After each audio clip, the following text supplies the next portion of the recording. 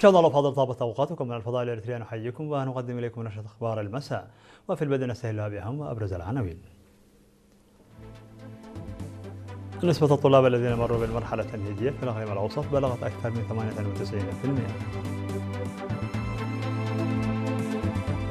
تشييد 3 مجاري تحويلية للسيول في إدارة ضاحية الغروبية. دعوة لتعزيز وعي المجتمع بحماية الموارد السياحية بإقليم عنسب. مقتل وإصابة المئات جراء زلزال قوي بكولومبيا.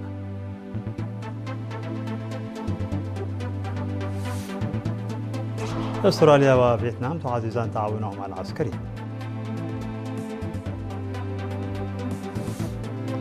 البرلمان التركي يقر قانونا تاريخيا لدمج مقاتلي حزب العمال الكردستاني.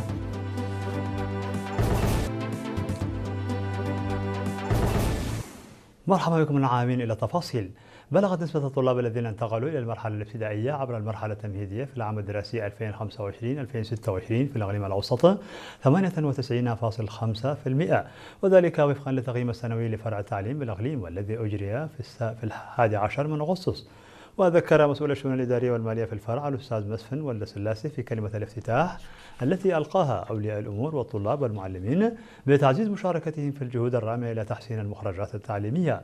وفي التقارير التي قدمتها كل وحدة تم التوضيح بأنه منذ بداية الاستثمار في خدمات التعليم التمهيدي لتعزيز الجهود المبذولة لتحسين جودة التعليم والطلاب وتحديد نقاط الضعف وإحداث تغييرات جوهرية، ارتفعت مشاركة الطلاب بنسبة 6%، وزاد عدد المعلمين بنسبة 30% خلال عام واحد. وأفادت التقارير بأن معدل النجاح في الصفوف من الأول إلى 11 بلغت 89.3% من حيث الأداء التعليمي العام، في حين يعتبر معدل التسرب منخفض للغاية.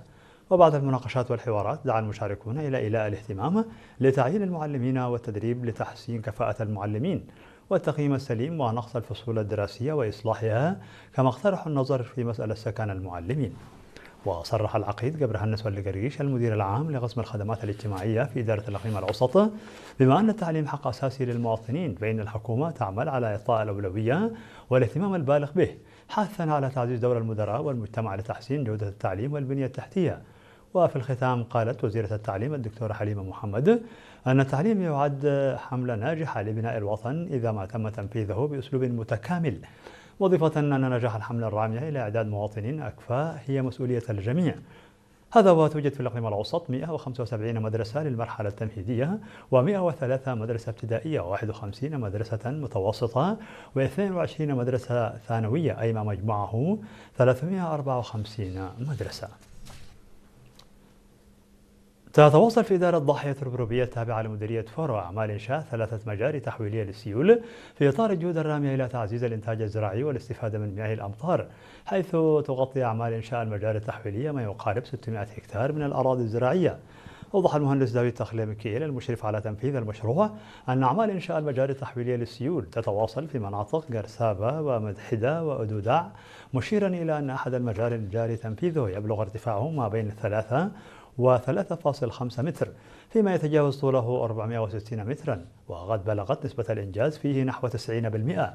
وأشار السكان إلى أن مجاري السيول كانت تنفذ في السابق بصورة تطوعية باستخدام الأتربة، الأمر الذي جعلها عرضة للانهيار بصورة متكررة عند حدوث السيول القوية، معربين عن ارتياحهم للأعمال الجارية حاليا باستخدام الحجارة والأسمنت، مؤكدين أن الطريقة الجديدة ستجعل المنشآت أكثر متانة وقدرة على الاستمرار لسنوات طويلة، شاكرين الدعم المقدم لهم.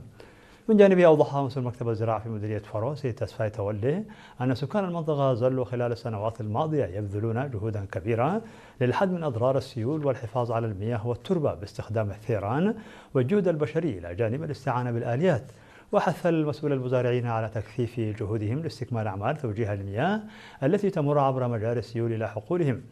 هذا وتقع إدارة ضاحية الغروبية على بعد نحو 15 كيلومترا شمال غربي مدينة فورو، وتضم نحو 800 أسرة.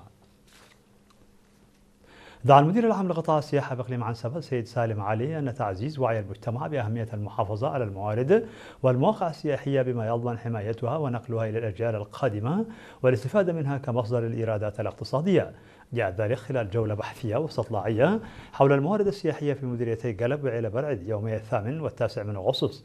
شملت لقاءات مع سكان مرات ودك عندو بهدف التعرف على الإمكانات السياحية الموجودة وتقييم سبل المحافظة عليها. أوضح السيد سالم أن تنفيذ الأنشطة الهادفة إلى رفع وعي المجتمع يمثل عاملا أساسيا في حماية الموارد السياحية واستثمارها بصورة مستدامة، مشيرا إلى أهمية الحفاظ عليها لتظل إرثا للأجيال القادمة ومصدرا للتنمية الاقتصادية. وشملت الدراسة الاستطلاعية جبهة رورا منسع التي شهدت معارك ومقاومة شرسة عقب انهيار نادو إيزا عام 1988 وما تضمه المنطقة من معالم وآثار تاريخية، إلى جانب الثروة النباتية والحيوانية المهددة بالانقراض في مرات ودك عندو، فضلا عن منطقة بلتا وما تتميز به من صخور مغطاة بالرخام. من جانبه أوضح مسؤول الدراسات ومتابعة الموارد السياحية في قطاع السياحة سيد فسها هبتي أن الموارد السياحية تشمل الآثار والمواقع التاريخية والموارد الطبيعية والمواقع الدينية والتنوع الثقافي والتراثي والحرف والمنتجات الفنية وغيرها من المقومات التي تتميز بها البلاد. بدوره أكد مسؤول التراخيص ومراقبة كفاءة مؤسسات السياحة في قطاع السياحة السيد هبت جابر منقسو ضرورة أن تعمل المؤسسات السياحية على التعريف بالثقافة والتراث المحلي والحفاظ على القيم المجتمعية والمساهمة في دفع عجلة تطوير صناعة السياحة في البلاد. نظم في مديرية بارنتو بإقليم القشبركة دورة تدريبية للمزارعين وأصحاب البساتين حول طرق إعداد واستخدام الأسمدة العضوية بهدف تعزيز خصوبة التربة ورفع الإنتاجية الزراعية.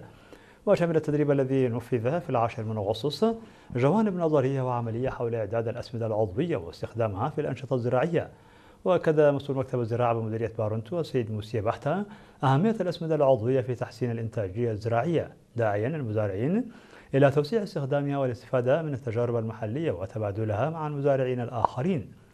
من جانبه أوضح خبير الحفاظ على المياه والتربة المهندس إزيكيا الفيو أن الأسمدة العضوية يمكن إعدادها بسهولة من مخلفات الإنتاج الزراعي والنفايات المنزلية، مشيرا إلى أن استخدامها يسهم في إثراء التربة وتحسين إنتاجيتها.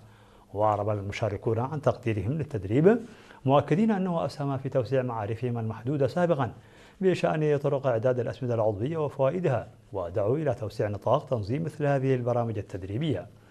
وفي ختام التدريب نظم زيارة ميدانية للاطلاع على محاصيل الحبوب والخضروات التي تم زراعتها باستخدام الأسمدة العضوية. استشهد عضو وزارة الزراعة المناضل الكبير ياسو يوهنس تسفو في 10 من أغسطس عن عمر ناهز 83 عاما جراء مرض ألم به. المناضل ياسو انضم إلى صفوف قوات التحرير الشعبية عام 1975 وقد خدم شعبه ووطنه بتفان وإخلاص في مختلف المسؤوليات في الفرع الزراعي بالتنظيم خلال فترة الكفاح المسلح وبعد الاستغلال. عين مسؤولا لفرع الزراعة في محافظات حماسين وسنحيت حتى تم تعيينه في المكتب المركزي لوزارة الزراعة.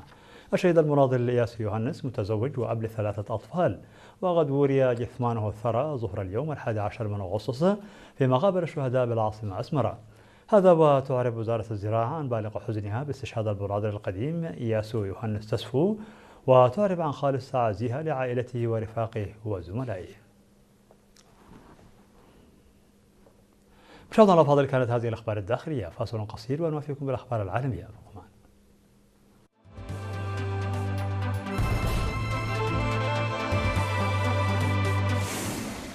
مرحبا بكم على الصيد العالمي. تفاوتت التقارير بشأن ضحايا زلزال قوي ضرب غرب كولومبيا، مما أدى إلى انهيار مباني وتضرر مستشفيات وبنية تحتية ومحاصرة أشخاص تحت الأنقاض، فيما وصفته السلطات بأنه أقوى زلزال يضرب البلاد خلال هذا القرن. فقد قال الرئيس الكولومبي الجديد أبيلاردوي دي سبيرا أن 111 شخصا قتلوا جراء الزلزال. وأفادت وسائل الإعلام الكولومبية بأن العدد الإجمالي للقتلى على مستوى البلاد وصل أكثر من 132 قتيلا، إضافة إلى أكثر من 700 جريح.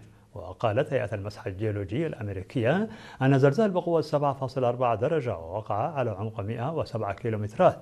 وذكرت الهيئة الجيولوجية الكولومبية أنه أقوى زلزال يتم تسجيله في البلاد خلال القرن 21. وأعلنت السلطات في مدن كالي وأرمينيا وماني ثالث حظر تجول. وقال رئيس بلدية كالي أن خطر أعمال النهب أجبره على نشر أفراد من الشرطة والجيش في الشوارع. أعلنت أستراليا وفيتنام أنهما ستعززان التعاون بين قواتهما المسلحة في المحيط الهادي وبحر الصين الجنوبي. أوضحت الدولتان عقب بحثات بين رئيس الوزراء الأسترالي أنتوني البانيزي والرئيس الفيتنامي تور لام في كامبيرا أن قواتهما ستعملان معا بشكل أوثق في مجال الأمن البحري وستجريان تدريبات مشتركة. وتأتي زيارة الرئيس الفيتنامي لأستراليا في وقت يتوجس فيه البلدان من التوسع العسكري المتزايد للصين في المنطقة. كذلك تجري أستراليا عملية توسيع غير مسبوقة لقواتها المسلحة في موازاة تعزيز الوجود العسكري الأمريكي على أراضيها. وترافق إعلان تعزيز التعاون الدفاعي مع توقيع البلدين حزمة من الاتفاقات لتعزيز التعاون الاقتصادي، من بينها فتح السوق الفيتنامية مجددا أمام منتجات اللحوم الأسترالية.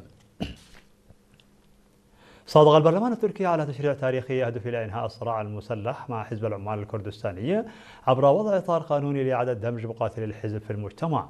وأقر مشروع القانون الذي يعد تتويجا لعملية سلام بدأت قبل نحو عامين بأغلبية بلغت 468 صوتا مقابل اعتراض 88 وإحجام 6 نواب عن التصويت. وحظي بدعم حزب العدالة والتنمية الحاكم وحزب المساواة وديمقراطية الشعوب المؤيد للأكراد. وينص التشريع الجديد على تعليق الملاحقات القضائية وأحكام السجن بحق مرتكبي بعض الجرائم لمدة تتراوح بين 5 و10 سنوات، شريطة إلقاء السلاح على أن تسقط التحقيقات والعقوبات إذا لم يرتكبوا جرما خلال فترة تعليق الملاحقة القضائية. في الخبر الأخير، وصلت درجات حرارة سطح البحر العالمي في شهر يوليو إلى أعلى مستوياتها على الإطلاق، بالتزامن مع تعرض أوروبا لموجة حر شديدة وجفاف. ويقول العلماء أن متوسط درجات حرارة سطح البحر في جميع أنحاء العالم باستثناء المناطق القطبية وصل إلى أعلى مستوياته المسجلة على الإطلاق في يوليو، متجاوزا الرقم القياسي السابق المسجل في عام 2023. وكان هذا أيضا شهر يوليو الأكثر سخونة على الإطلاق من حيث درجة حرارة البحر، بالتزامن مع موجة حر شديدة في جميع أنحاء أوروبا. تظهر بيانات برنامج كوبرنيكوس أن شهري يونيو ويوليو الماضيين كان الأكثر حرارة على الإطلاق في أوروبا الغربية، حيث ساهمت درجات الحرارة المرتفعة بشكل غير معتاد في اندلاع حرائق غابات شديدة في منطقة البحر الأبيض المتوسط. في نهاية النشر لكم تذكير بأبرز ما جاء فيها من عناوين. نسبة الطلاب الذين مروا بالمرحلة التمهيدية في الإقليم الأوسط بلغت أكثر من 98%. تشييد 3 قنوات للسيول في إدارة ضاحية روبروبيا. دعوة لتعزيز وعي المجتمع بحماية الموارد السياحية بإقليم عنسبة.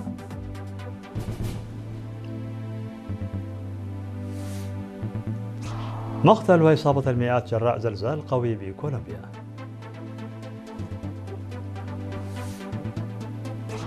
أستراليا وفيتنام تعززان تعاونهما العسكري.